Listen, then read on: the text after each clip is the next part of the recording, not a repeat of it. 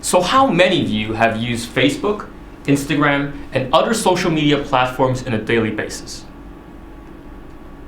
Okay, that should be all of you, because can you really call yourself a tech-savvy generation when you don't have one? Not to mention, I'm sure you all use Facebook when communicating with roommates before moving into your dorms.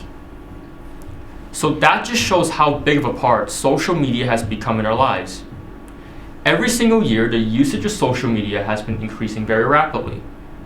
So for instance, in the US, between 2009 and 2012, the usage of social media has grown from 12.8% of all communications to over 55%.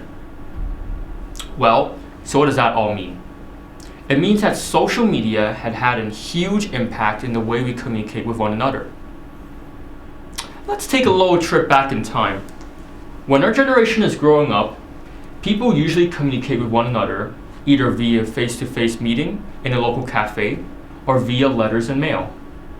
Now, that has all changed. With the introduction of social media, we can chat, upload, and share via a virtual platform instantly. With that factor of convenience, people are quick to change to a monitor and a screen. So let's start with convenience. Now, I'm sure you have all witnessed this situation quite regularly, where two people are sitting next to each other, but instead of having a conversation and actually talking to each other, they instead send each other a text message instead. Or two people sitting at a dining table, but instead of talking about what they're going to do next weekend, they instead look down at their phones, glaring at the constant updates that are blaring at their screens.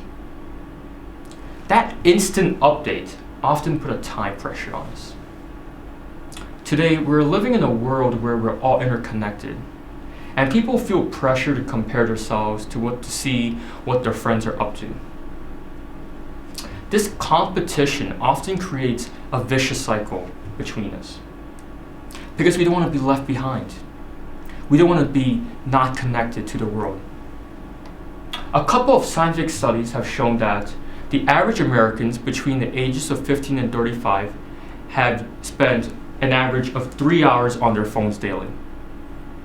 And that equates to over 35% of additional pressure spent on our daily lives. Now, with all that said, the main reason why many Americans are addicted to social media and jump on the social media bandwagon so quickly is because of self-presentation and self-expression. We all have emotions, and we want to portray ourselves in the best light in front of other people. We recreate and re-edit photos of ourselves and our surroundings.